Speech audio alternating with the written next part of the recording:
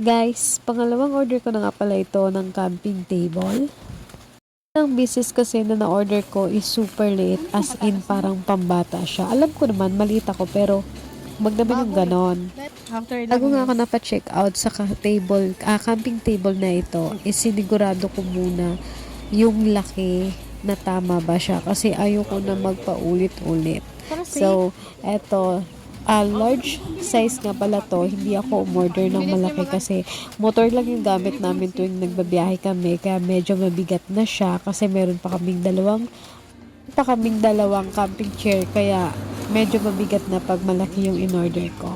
And tingnan nyo guys, super easy niya lang i-assemble. Di ko lang alam dito kasi sa co-workmate ko na to kung bakit hirap na hirap siya.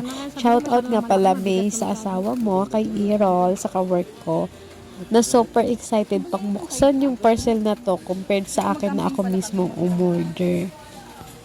Liban nga sa legit seller yung nabilhan ko nito, is super safe pa na dumating yung parcel. Kung nakikita nyo kanina pag unbox ni Errol, is super duper dami niyang balot. Meron na wrap, tapos meron pang isang carton and another carton na siyang mismo pinaglalagyan. And so far, dumating siya ng no damage at all. Maayos. And good for 2 person na rin siya or 3 person. Pero para sa amin, sakto lang ito.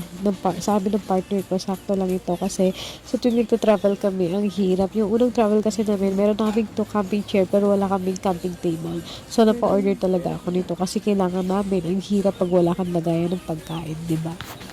Pasensyahan nyo na rin nga pala yung boses ko guys kasi meron akong ubo and sipon ngayon dahil sa panahon. And yun lang, kung gusto nyo, check the yellow basket. Thank you!